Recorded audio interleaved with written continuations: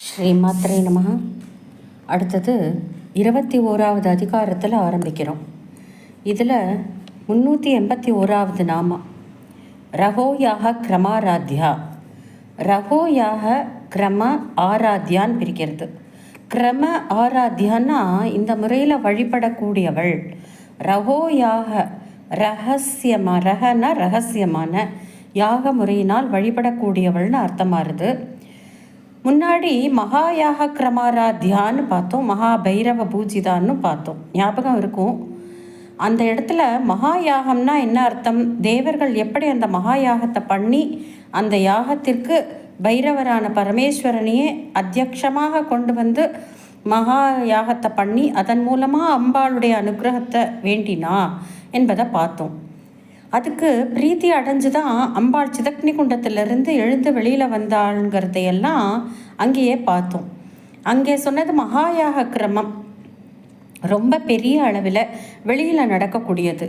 இங்கே 21வது அதிகாரம் முழுக்க பூர்ணமாக ஞான யோகத்தால் அம்பாளால் வழிபடுறது. அது பகிர்யாகமாக ஸ்தூலமாக நடந்த மகாயாகம் ஒரு பக்கம். இங்கே சூக்ஷ்மமாக உள்ளுக்குள்ளே நடக்கிற யாகத்தை வச்சு அம்பாளின் அனுகிரகத்தை எப்படி பெறுவது என்னும் ரகசியத்தை சொல்லி கொடுக்க போகிறா. ஆகையினால தான் எடுத்த உடனே ரகசிய யாகத்தினால் வழிபடக்கூடியவள்னு ஆரம்பத்தில் இந்த நாமா நேரே ரகசிய யாகம்னு கொண்டு வந்து நிறுத்தினாக்கா நமக்கு தலையும் புரியாது காலும் புரியாதுங்கிறதுனால தான் இதுக்கு 2 அதிகாரம் முன்னாடி இந்த பரால ஆரம்பித்து வைகரி வரைக்கும் உள்ள ரகசியங்களை, உள்ளுக்குள்ளே இருக்கிற விஷயங்களை மூலாதாரத்தில் பரா என்னும் சக்தியாக இருந்து வெளியில் வைகரின்னு வெளியில் வரக்கூடிய விஷயத்தை முழுக்க அங்கே சொல்லி ரகசியமான கேட்க முடியாத ஒரு சப்தத்திலிருந்து கேட்கக்கூடிய சப்தம் வரைக்கும் எப்படி அம்பாள் ஒலி ஸ்வரூபமாக இருக்காங்கிறதையும் அங்கே பார்த்தோம். அதுக்கு அடுத்த அதிகாரத்தில் ஒரு பீட்டங்களில் எப்படி இருக்கா, பக்தனுடைய மனசில் அன்னமாக இருக்காங்கிறது ஆரம்பித்து ஜாலந்தர பீட்டத்தில் எப்படி இருக்கா, ஒட்டியான பீட்டத்தில் எப்படி இருக்காங்கிற விஷயங்கள் எல்லாரும் பார்த்துன்னு வந்தோம். அது எல்லாமே உள்ளே அந்தர்முகமாக பார்க்க வேண்டிய விஷயங்கள். இந்த ரகசிய யாகங்கள் முழுக்க என்பதனால முன்னாடி அது எல்லாத்தையும் பேஸ்லைன் பண்ணி கொடுத்துட்டா வாக்தேவதைகள். நமக்கு அந்த ப்ரிப்பரேஷன் கோர்ஸ் ஆயிடுது. இப்போது இந்த ரகோயாக கிரமம் என்ன, ரகசிய யாகமாக பார்க்கக்கூடியது என்னன்னு பார்க்கணும்னா இந்த யாகம் உள்ளுக்குள்ளேயே நடந்துட்டுருக்கு. மனுஷனுடைய உடம்புக்குள்ள இது வெளியில் பார்த்தா நடக்கக்கூடிய யாகம் இல்லை, உள்ளூரை பார்க்கணும். பாவனோபனிஷத்தில் பல விஷயங்கள் இருக்குது. அதில் இருக்கிற பல விஷயங்கள் சொல்லியிருக்கோம். சாக்தத்தில் இருக்கிறவாளுக்கு இது ஒரு முக்கியமான ஒரு கிரந்தமாக இருக்குது. பாவனோபனிஷத்தில் அந்தர்யாகத்தை பற்றியும் இருக்குது, பாவனையோட முக்கியத்துவத்தை பற்றியும் நிறைய சொல்லியிருக்கு. நமக்கு சாதாரண ஜனங்களாக நாம் தெரிஞ்சுக்க வேண்டிய விஷயம் இந்த குண்டலினி யோகத்தை பற்றி நாம் நிறைய வாசிச்சுன்னு வந்தோம். இந்த பராவிலிருந்து வைகரிய விஷயத்திலையும் பரா மூலாதாரத்தில் சப்த ரூபமாக இருந்துட்டு இருக்காங்கிறதையும் பார்த்தோம். அதனுடைய கனெக்ஷனாகவே இதை பார்த்துட்டு போயிடுவோம். ரகோயாகத்திலே மூலாதாரத்தில் ஆரம்பித்து அங்கே ஒரு அக்னி கனல் அங்கே இருந்துகிட்டே இருக்குது. பர்மனண்ட்டாக அந்த அக்னி ஆகப்பட்டது தன்கிட்ட இருக்கக்கூடிய, தன்கிட்ட அண்டக்கூடிய எல்லா விஷயங்களையும் தகிச்சு பஸ்பம் ஆக்கிவிடக்கூடிய ஒரு அக்னியாக இருந்துட்டு இருக்கு. இதைத்தான் ஔவையார் சொல்லும் பொழுது விநாயக ரகவல்ல மூலாதாரத்தின் மூண்டெழுந்த கனலை காலால் எழுப்பும் கருத்தறிவித்தே என்று அங்கே சொல்கிறா. மூலாதாரத்தில் அந்த அக்னி எழுந்து நன்னா கனன்று எரியணும்னா விநாயகரின் பிரத்யக்ஷ அனுகிரகம் தேவைப்படுறது என்று அங்கே முக்கியமான தேவதை அவர் என்பதால் அதை அங்கே கொண்டு வந்தா. அங்கே இருந்து கண்டினியூஷன் பண்ணிட்டு போகிறவ தான் சொல்கிறா, குண்டலி எதனில் கூடிய அஜபை விண்டெழுந்த மந்திரம் வெளிப்பட உரைத்து. அஜபைங்கிறது வாயால் சொல்லப்படாத உச்சரிக்கப்படாதங்கிறது அர்த்தம். அஜபா இதுதான் பரா. நாம் முன்னாடியே பார்த்தோமே, பறை பஷ்யந்தி அப்படின்னு சொல்லிட்டு வந்தோமே, அது வாயால் வெளிப்படாத சொல்லாத உள்ளுக்குள்ளேயே இருக்கும் மந்திரம். குண்டலினியில் அங்கே இருக்குது. குண்டலினி அதை அதனை கூடிய அஜபை விண்டெழுந்த மந்திரம் வெளிப்பட உரைத்து, அந்த மந்திரத்தை அங்கிருந்து எழுந்து வெளிப்பட உரைக்கிறது தான் வைகரி. பரால ஆரம்பித்து பஷ்யந்தி மத்தியமா வைகரின்னு எல்லா ரூபங்களும் இங்கே வந்துடுதுங்கிறத ஔவையார் அங்கே சொல்லியிருக்கார். பெரிய தந்திர சாஸ்திரமாக அந்த நூல் இருக்குது. மூலாதாரத்தில் அந்த அக்னி இருந்துகிட்டே இருக்குது. அந்த அக்னியில் நம்ம யாகம் பண்ண போகிறோம். ரகசிய யாகத்தை அந்த அக்னியில் தான் கொண்டு பண்ண போகிறோம் என்பதாக நம்ம தெரிஞ்சுக்கணும். அக்னி தெரிஞ்சாச்சு. சாமான்கள் என்னென்ன, எதை வச்சு யாகம் பண்ணணும்? புண்ணியாதி ஹோமாஷ்டகம்னு சொல்கிறது சாஸ்திரத்தில். புண்ணியம் தொடங்கி 8 விதமான விஷயங்கள், அதுதான் ஹோமாஷ்டகம். புண்ணியம், பாபம், கெட்ட செயல்கள், நல்ல செயல்கள் செயல்படுத்துவதற்கு இந்த மனசனுடைய சங்கல்பம், விகல்பம் எல்லாமே பேர்ஸ் ஆஃப் ஆப்போசிட்ஸ் தான். பாபம், புண்ணியம், கெட்ட செயல், நல்ல செயல், சங்கல்பம், விகல்பம், அதற்கு காரணமாக இருக்கக்கூடிய தர்மம், அதர்மம். இந்த 8 விஷயத்தையும் தூக்கி இந்த அக்னியில் போட்டுட வேண்டியது. அக்னியில் போட்டு யாகம் பண்ணி முழுக்க எரிச்சிட்டோம்னா முழுக்க பஸ்மமாகி சாதகன், இந்த உபாசகன் எல்லா தோஷங்களும் நீங்கினவனாக சுத்த சத்துவமாக அவன் இருக்கான். அம்பாளின் அனுகிரகம் கிடைக்கிறதுக்கு அவன் தன்னை பாத்திரமாக்குகிறான், தற்பாத்திரமாக அவன் இருக்கான் என்று நாம் புரிஞ்சுக்கலாம். புண்ணியாஷ்டக ஹோமம் பண்ணுறது தான் ரகோயாக கிரமா அப்படின்னு அர்த்தம் பண்ணுறது. இப்படி பண்ணினா வாஸ்தவத்தில் எல்லாமே போயிடுமா? நம்மளுடைய கர்ம பாதைகள் எல்லாம் போயிடுமா? முன்னால் நாம் பையில் தூக்கின்னு வந்திருக்கோமே அதெல்லாம் போயிடுமான்னா அதற்கு அத்தாரிட்டி கிருஷ்ணர் கீதையில் சொல்கிறார். ஞானாகினியினால் இது எல்லாமே பஸ்மமாகி போயிடுங்கிறது தெரியறது. இந்த கர்மங்கள் எல்லாம் பஸ்மமாகி போயிட்ட பிறகு உள்ளுக்குள்ளே அந்த அக்னி ஜுவாலை தேஜோ ரூபமாக பிரகாசமாக அது வெளியில் வந்து அங்கே இருந்து எழுந்துக்கிற ஜோதிஸ் ஆனது சஹசிராரம் வரைக்கும் வந்து சிவசாயுஜ்ய பதவியை கொடுக்கறதுன்னு நம்ம முன்னாடியே பார்த்துருக்கோம். இதையே தான் திருவாசகத்திலையும் ரெஃபரன்ஸ் பாயிண்ட் இருக்குது. பால் நினைந்தூட்டும் தாயினும் சால பரிந்து நீ ஊனினை உருக்கி உள்வொளி பெருக்கிங்கிறார். ஊன் என்று சொல்லக்கூடிய உடம்பை உருக்கி உள்வொளி பெருக்கி. இந்த உடம்பை எங்கே உருக்கிறது? உள்ளுக்குள்ளே இந்த யஜ்ஞம் நடந்துட்டே இருக்கு. புண்ணியாதி ஹோமாஷ்டகம் என்னும் ரகோயாகம் நடந்துட்டுருக்கு. யாகம் நடக்க சுற்றி இருக்கிற எல்லா விஷயங்களும் ஆசை, பற்று ஒன்றா இந்த எல்லாம் பஸ்மமாகி கொண்டு போக உடம்பு அப்படியே உருகின்றே போகிறது. வெளியில் உருகிறதே ஒழிய உள்ளே இருக்கிற ஆத்ம ஒளியானது நன்னா பிரகாசமாக பெருகிறதுங்கிறார். உள்வொளி பெருக்கி உவப்பில்லாத ஆனந்தமான தேனினை சொரிந்து. பின்னர் சஹசிரதள கமலத்தில் குண்டலினி அங்கே போய் ரீச் ஆகி அமிர்தம் வர்ஷிக்கிறதுங்கிற விஷயம்லாம் முன்னாடியே பார்த்தோம். இந்த யாகம் நன்னா நடக்கணும்னா பேஸாக மூலத்தில் ஒரு விஷயத்தில் நன்னா எரியணுமே. எங்கே எரியறதுன்னா அதுக்கும் லலிதா சஹஸ்ரநாமத்திலேயே வேறு ஒரு நாமாவில் ஒரு பொக்கிஷம் வச்சுருக்கா. முன்னாடியே அதை தாண்டி வந்தாச்சு. தட்டில்லதா சமருச்சிகி ஷட்சக்ரோபரி சம்ஸ்திதா மகாசக்திகி குண்டலினி பிசதந்து தனியசி அப்படின்னு ஒரு நாம பார்த்தோம். பிசதந்து தனியசி அங்கே குண்டலினி ரூபத்தில் இருக்கக்கூடிய அம்பாள் பிசதந்து தாமரை தண்டினுடைய மெல்லிய ஒரு இழை, ஒரு நூலை போன்ற ஸ்வரூபத்தில் அவள் இருக்கா. தாமரை தண்டு திரி போட்டு விளக்கெல்லாம் ஏற்றுறோம், கேள்விப்பட்டிருப்போம். தாமரை தண்டு திரியை வச்சு ஏற்றுறதோட முக்கியத்துவம் பூர்வ ஜென்மாவில் என்னவெல்லாம் பாவம் பண்ணினமோ அந்த பாவங்கள் எல்லாம் கழியறதுக்கு வழி தாமரை தண்டு திரின்னு சொல்கிறது. உள்ளுக்குள்ளே தாமரை தண்டு திரியாக அங்கே ஒருத்தி படுத்துட்டுருக்கா குண்டலினி. அங்கே இருந்து கருத்து ஒருமித்து இந்த யாகத்தை பண்ண ஆரம்பித்தோம்னா எப்படி தாமரை தண்டு திரியை போட்டு விளக்கேற்றினா பூர்வ ஜென்ம பாப்பங்கள் எல்லாம் கழிஞ்சு சுத்தமாறோமோ அப்படி இந்த ரகோயாகத்தினால நம்மளோட பழைய கர்மாக்கள் எல்லாம் கழியறது. ஆமாம், நிச்சயமாக கழியும்னு பகவான் கிருஷ்ணன் இப்படி ரகசியமான யாகத்தினால் வழிபடக்கூடியவளாக அவள் இருக்கா. நம்ம வழிபட்டோம்னா என்ன ஆறுதுன்னா அடுத்த நாம அதுதான் ரகஸ்தர்ப்பண தர்ப்பிதா. அப்படி ரகசியமாக செய்யப்படும் தர்ப்பணத்தால் திருப்தி அடைபவள். தர்ப்பித்தான திருப்தி அடைபவள். அவளுக்கு திருப்தி அடைவதற்காக நம்ம செய்யக்கூடிய யஜ்ஞம் ஒரு ஹோமம் பண்ணுறோம். புண்ணியாதி ஹோமாஷ்டகம். அதன் மூலமாக நம் பாபங்கள் எல்லாம் விலகி, தோஷங்கள் எல்லாம் விலகி, நாமே அந்த பரபிரம்மமாக இருக்கோம் என்னும் அண்டர்ஸ்டாண்டிங்க்கு இங்கே நாம் வரோம். அதுக்கு ஒரு மந்திரம் சொல்கிறது, ஆர்திரம் ஜுவலதி. ஆர்திரம்னா நனைஞ்சுன்னு இருக்கிறது. நனைஞ்சு இருக்கிற விஷயமா இருந்தாலும் ஜுவலிச்சுண்டு எரிஞ்சுன்னு இருக்கே அந்த ஜோதி, அந்த ஜோதி நானாகவே இருக்கிறேன் என்பதை தெரிஞ்சுக்கிறேன். இப்படி ஜொலிச்சுன்னு இருக்கிற ஜோதி பிரம்மமாக இருக்கிறதை தெரிஞ்சுக்கிறேன். சோகமஸ்மி பிரம்மமஸ்மி. இந்த பிரம்மமே நான், எரிஞ்சுன்னு இருக்கிற ஜோதி தான் நான், பிரம்மமே தான் நான், அதை தவிர வேறு எதுவும் இல்லைங்கிறத புரிஞ்சுட்டேன் என்று இந்த மந்திரத்தை சொல்கிறதாக பல இடங்களில் இந்த பிரயோகம் வருது. இதனுடைய அர்த்தம் உசந்த அர்த்தமாக இருக்குது. அத்வைத்த பரமாக ரொம்ப உசந்த பதமாக இருக்குது.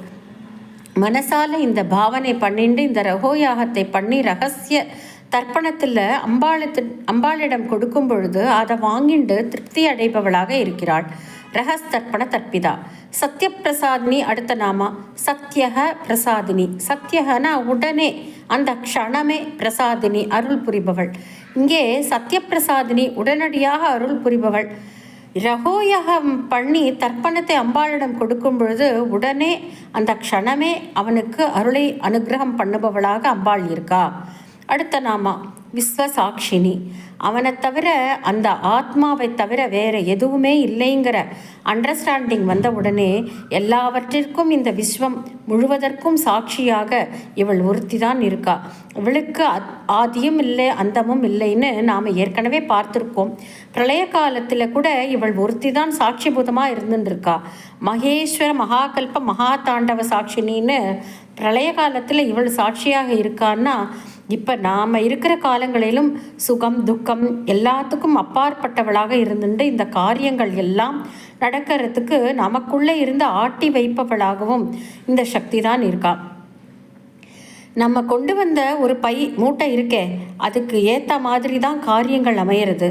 அந்த காரியங்களை பண்ணும் பொழுது நமக்குள்ளே சக்தி இருந்தாலும் அவள் சாட்சியாக மாத்திரமே இருந்து கொண்டிருக்கா விஸ்வசாட்சினி. அடுத்தது சாட்சி வர்ஜிதா. சாட்சி வர்ஜிதா. வர்ஜிதான்னா இல்லாதவள், சாட்சி இல்லாதவள். அவளே தான் மூலமும் முடிவும், எல்லாமே அவள் தான். அவளுக்கு சாட்சியாக வேறு யாருமே இருக்க முடியாது. அவளை தாண்டினவா யாரும் இல்லை என்பதாக அர்த்தமாறுது. இதை அபிராமி பட்டர் அபிராமி அந்தாதியில் 13வது ஸ்லோகத்தில் சொல்கிறார். பூத்தவளே புவனம் 14 பூத்தவண்ணம் காத்தவளே பின் கறந்தவளே கரை கண்டனுக்கு மூத்தவளே என்றும் மூவா முகுந்தற்கு இளையவளே மாத்தவளே உன்னை அன்றி மற்றோர் தெய்வம் வந்திப்பதே. கரை கண்டவன்னா யாரு? அகாலகால விஷத்தை உண்டனதுனால கரை படிந்த கண்டத்தை உடையவன் நீலகண்டன்.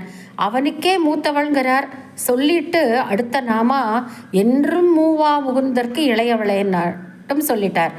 என்றும் மூவா, என்னைக்குமே வயசாகாத முந்தனுக்கு இளையவளே பத்மநாப சகோதரி. அவர் தானே கல்யாணம் பண்ணி வைக்கிறார் பரமேஸ்வரனுக்கு. என்றும் இளமையாக இருக்கக்கூடிய மகாவிஷ்ணுவிற்கும் இளையவளாக இருக்காளாம். சாக்ஷாத் இந்த லோகங்கள் எல்லாம் பிரளயம் ஆகும் பொழுது இருக்கக்கூடிய பரமேஸ்வரனுக்கும் மூத்தவளாக இருக்காளாம். இவள் தான் எல்லாத்தையும் பெற்று வளர்த்தவளாகவும் இருக்கா. ஆனால் நித்திய யௌவனாவாகவும் இருக்கான்னு மொத்தமாக ஒரு பாட்டில் கொண்டு வந்துட்டார். பூத்தவளை இந்த புவனம் முழுவதையும் கர்ப்பத்திலே தாங்கி வெளியில் கொண்டு வந்தவள் என்பதாக பூத்தவளே. முன்னாடி ஒரு நாமா பார்த்தமே, ஜெகதி கந்தான், இந்த லோகத்துக்கே ஒரு ஆணி வேறாக இருப்பவள்னு. அது மாதிரி இங்கே சொல்கிறார். இதிலிருந்து ஆதியும் அந்தமும் இல்லாதவள்ங்கிறதுக்கு அப்போ இவளுக்கு சாட்சியாக யாரை சொல்ல முடியும்? இவளை பார்த்த சாட்சின்னு தனியாக ஒருத்தரை சொல்ல முடியாது. ஆகையினால் சாட்சி வர்ஜிதா. அடுத்தது ஷடங்க தேவதா யுக்தா. ஷட் அங்க தேவதா யுக்தா. 6 அங்கங்கள் சேர்த்து சொல்லும் பொழுது இது ஷடக்க தேவதா யுக்தானாருது. 6 அங்க தேவதைகளுடன் கூடினவள். அங்கம்னா உடம்பினுடைய பாகங்கள். தேவி கட்கமாலா ஸ்தோத்திரத்தில் ஆரம்பிக்கும் பொழுதே தியான ஸ்லோகம் முடிந்தது முதல்ல வரக்கூடியது இந்த 6 அங்க தேவதைகள் யார் யாருன்னு ஹிருதயதேவி, சிரோதேவி, சிகாதேவி, நேத்திரதேவி, கவச்சதேவி, அஸ்திரதேவி 6 தேவதைகளை சொல்கிறது. முக்கியமாக இவ 6 பேர்களுடன் சேர்ந்தவளாக அம்பாள் 9வது ஆவரணத்தில் ஸ்ரீசக்கரத்தில் பிந்து மண்டலத்தில் இவர்களுடன் சேர்ந்தவளாக அம்பாள் அங்கே உட்கார்ந்துருக்கான்னு சாஸ்திரங்கள் சொல்கிறது. 6 அங்கங்கள்: ஹிருதயம் சிரசுன்னு சொல்லக்கூடிய தலை, சிகா என்று சொல்லக்கூடிய கூந்தல், நேத்திரம்னா கண்ணு, கவச்சம் அஸ்திரம்னு சொல்கிறது ஷீல்டும் அம்புகளும். இந்த 6 விஷயங்களோட 6 அங்க தேவதைகளோடு கூடினவளாக அம்பாள் இருக்கா. இன்னொரு விதமாக பார்த்தா வேதத்தின் மூலமாக அறிந்து கொள்ள வேண்டியவள்னு, வேதவேத்யான்னு வேதத்துக்கே 6 அங்கங்கள் இருக்குன்னு பெரியவா சொல்லும்போது ஷடங்கங்கள் கூடினதான வேதம் என்னென்னா சித்ஸா, ஜாகரணம், சந்தசு, நிறுத்தம், ஜோதிஷம், கல்பம் என்று 6 பாகங்கள் இருக்குது. இந்த 6மே வேதத்தின் பாகங்களாக இருக்கிறதுனால இதை வச்சு பார்க்கும் பொழுது 6 அங்கங்களுடன் கூடினவளான தேவதையாக வேதமாதாவாக அம்பாளை தரிசனம் பண்ணலாம். இங்கே ஷடங்க தேவதா யுக்தா. அடுத்தது ஷாட் குண்ய பரிபூரிதா, ஷட் குணங்கள் 6 குணங்களால் நிறைவு பெற்றவள். குணங்களால் நிறைந்தவள்னு அர்த்தமாகிறது. 6 குணங்கள்: ஐஸ்வர்யம், தர்மம், யசஸ்ன கீர்த்தி, ஸ்ரீன்னு சொல்லக்கூடிய செல்வம், வைராக்கியம், மோக்ஷம்னு 6 சொல்கிறது. இந்த 6 குணங்கள் நிறைந்தவள் ஷாட்குண்ய பரிபூரிதா. அடுத்தது நித்திய கிளின்னா. கிளின்னான்னா ஈரப்பசையுடன் இருப்பது. கிளின்னாக்ஷன்னா அப்படின்னா ஈரம் நிறைந்த கண்ணை உடையவள். இங்கே நித்திய கிளின்னான்னு சொல்கிறோம். எப்போவுமே பர்மனண்ட்டாக மனசில் ஈரம் உள்ளவளாக, கனிந்த மனசு உடையவளாக அம்பாள் இருக்கான்னு அர்த்தம். நித்திய கிளின்னான்னு சொல்லக்கூடியவள் திதிநித்யா தேவிகளில் முக்கியமான ஒருத்தியாக இருக்கா. சுக்லபக்ஷத்து திருத்தியை திதி, கிருஷ்ணபக்ஷத்து திரையோதசி, இந்த 2 திதியும் நித்தியாக இருக்கக்கூடிய அம்பாள் நித்திய கிளின்னா. மதாலசாம் அப்படின்னு காளிதாசர் சொல்கிறது உண்டு. அடுத்தது நிருபமா. உபமா, உப்பமை இல்லாதவள், ஓமை இல்லாதவள். கம்பேரபிள், ரிசம்பிளன்ஸ், எதோடும் சமமாக சொல்ல முடியுமோ அது ஓமை. உபமான்னா சொன்னாலே காளிதாசனை தான் சொல்கிறது. உபமா காளிதாசஸ்யன்னு இப்போ தான் மதாலசாக்கு காளிதாசனை சொன்னோம். இங்கே நிற்கிறது உபமா. காளிதாசனோடையே சேர்ந்து வந்துடுறது. ஊமைக்கு அத்தாரிட்டியான காளிதாசனே இவளுக்கு என்ன ஊமை சொல்கிறதுன்னே தெரியாமல் தவிக்கக்கூடியதாக ஒரு ஸ்வரூபம் உள்ளவள். அம்பாளுடைய உருவங்கள், அவயவங்கள் ஒவ்வொன்றா சொல்லிட்டு வரும்பொழுது கண் எப்படி இருக்குது, வாய் கோவைப்பழம் மாதிரி இருக்குது, பல் முத்தாக இருக்குதுன்னு ஒன்றொன்னா சொல்லிட்டு வந்தோம். ஒன்றொன்றுத்துக்கும் ஒரு ஊமை சொல்ல முடியுமே ஒழிய மொத்தமாக இருக்கக்கூடிய சுந்தர ஸ்வரூபத்திற்கு எந்த ஊமைன்னு சொல்ல முடியும் என்பதாக ஒரு கேள்வி இருக்குது. நிஸ்துலான்னு பார்த்தோம். துலமாக, யாரு தனக்கு சமமாக யாரையும் சொல்ல முடியாதவள்னு பார்த்தோம்.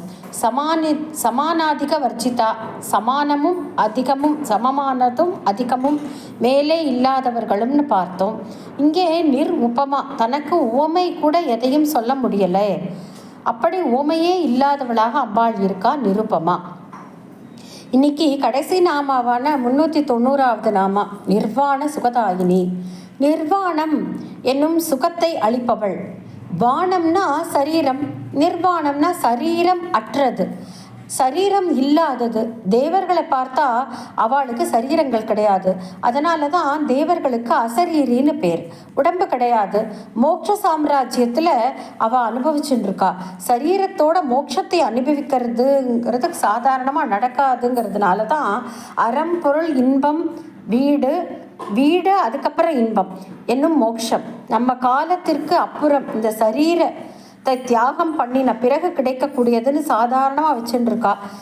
லோகத்தில் இருந்துட்டே சுகிப்பவர்களாக, அனுபவிக்கப்படுபவர்களாக மகான்களை சொல்கிறது. நிர்வாணம்னா சரீரத்தை விட்ட, சரீரத்தை துறந்த மோட்ச சுகம் நமக்கு கிடைக்கணும்னா அவளால் மட்டும்தான் அதை கொடுக்க முடியுங்கிறதுனால நிர்வாண சுகதாயினி. அப்படிப்பட்ட சுகத்தை அனுகிரகம் பண்ணுபவளாக இந்த அம்பாள் இருக்கான்னு இந்த நாமா. விஷ்ணு சஹஸ்ர நாமத்தில் நிர்வாணம், பேஷஜம், பிஷஜுன்னு 3 நாமா வருது. பெருமாளை சொல்லும் பொழுது நிர்வாணமாகவே அவர் இருக்கார், அவரே மோட்சமாக இருக்கார்னு அர்த்தம். பேஷஜம்னா மருந்தாக, அவரே மருந்தாக இருக்கார். பிஷக் அப்படின்னா மருத்துவர். அவரே மருத்துவராகவும் இருக்கார். அந்த பரமாத்மாவே மருத்துவராக இருந்து மருந்து கொடுத்து அந்த மருந்தின் மூலமாக நிர்வாணம் எனும் மோட்சத்தையும் அவர் அனுகிரகம் பண்ணுறாருன்னு அங்கே அர்த்தமாகுது. இங்கே இவளுக்கு சொல்லும் பொழுது இவளும் அவரும் வேற இல்லைங்கிறது தான் பார்த்துட்டே இருக்கமே எல்லா இடத்துலையும். சிவா ருத்ரஸ்ய பேஷஜின்னு சொல்லியாச்சு. இவளை தான் அந்த பரமேஸ்வரனுக்கு பேஷஜி, பேஷஜமாக மருந்தாக இருக்கா. அந்த மருந்தை கொடுப்பவளும் அவளே தான், வைத்தியரும் இவளே தான். இவளே மருந்து, இவளே நிர்வாண சுகத்தையும் அனுகிரகம் பண்றவளாக நிர்வாண சுகதாயினின்னு இருக்கான்னு அர்த்தம் பண்ணிக்கிறோம். நிர்வாணம்ங்கிறது எத்தனை ஒரு முக்கியமான அனுகிரகம்ங்கிறத அருணாச்சல அக்ஷரமாலாங்கிற அங்கே இதில் பகவான் ரமணர் சொல்கிறார். அருணாச்சலர்கிட்ட பிரார்த்தனை பண்ணுறார். சீரை அழித்து நிர்வாணமாக செய்து அருட்சீரை அருளித்தாராய் அருணாச்சலா. சீர்னு இங்கே சொல்கிறது நம்ம எப்படி இருக்கோம், இப்படி ஒரு வம்சத்தில் பிறந்திருக்கோம், இவ்வளவு படிச்சிருக்கோம், நம்மக்கிட்ட இவ்வளவு சொத்து இருக்குது, சுகங்கள் இருக்குது, நினைப்பு இருக்கே, அது ரொம்ப சீரான இருக்கக்கூடிய விஷயங்கள். ஒரு சிறப்பு சீரும் சிறப்பும்னு சொல்கிறோமே, அப்படி இருக்கக்கூடிய சிறப்புகளை அழித்து நிர்வாணமாக செய்து நம்மை சுற்றி இருக்கக்கூடிய மாயையான தோற்றங்கள் எல்லாம் நம்மை சுற்றி போட்டு வச்சுருக்கோமே. வேறு வேறு ட்ரெஸ்ஸாக போட்டுருக்கோம் வச்சுருக்கோம். நான் பெரிய பிஹெச்டி டாக்டரேட்டுன்னு ஒரு ட்ரெஸ்ஸு, அதுக்கு மேலே என்கிட்ட 3 கோடி ரூபாய் சொத்து இருக்குதுன்னு ஒரு ட்ரெஸ்ஸு, மயிலாப்பூரில் 5 கோடிக்கு வீடு இருக்குதுன்னு ஒரு ட்ரெஸ்ஸு, இப்படி பல ட்ரெஸ்ஸு மேலே மேலே மேலே சாத்திகிட்டே இருக்கும். இந்த சீரையெல்லாம் அழித்து நிர்வாணமாக செய்து இதையெல்லாம் களைஞ்சுன்றது. அகங்காரங்கிற சட்டை இருக்குது, அதுதான் முதல் சட்டை. அந்த சட்டைக்கு மேலே தான் இத்தனை சட்டையும் போர்த்தின்னு இருக்கும். இப்படி ஒரு சட்டையாக உரிச்சுட்டே நிர்வாணம் ஆயிடுறான். அகங்காரம் எனும் பெரிய மாய சட்டையை களைஞ்சு என்னை நிர்வாணமாய் செய்து அருள் சீரை அருள் தருள் அருணாச்சலா. அருளாகிய சீர் அதுதான் முக்கியமான சீர், முக்கியமான செல்வம். உன்னுடைய அருள் என்கின்ற அனுகிரகத்தை கொடுத்து அருள்வாய் அருணாச்சலா என்று பிரார்த்தனை பண்ணுறார். இதை விட வேற என்ன பிரார்த்தனை வேணும் நமக்கு? இதை மனசில் வச்சுட்டா இந்த ஞானத்தின் வழியாக, ஞானத்தின் யோகத்தின் வழியாக இந்த அம்பாளை வழிபடணும். இந்த அதிகாரம் ஆரம்பிச்சிருக்கோம். இந்த ஞான யோகத்தை நன்னா புரிஞ்சுக்கிறதுக்கு அவளே தான் அனுகிரகம் பண்ணணும். அம்பாளையும் பிரார்த்தனை பண்ணிட்டு சாட்சாத் அம்பாள் ஸ்வரூபமாக நம்ம மகா பெரியவாளையும் மனசில் தியானம் பண்ணிட்டு இன்னைக்கு இந்த 390வது நாமாவில் பூர்த்தி பண்ணுவோம்.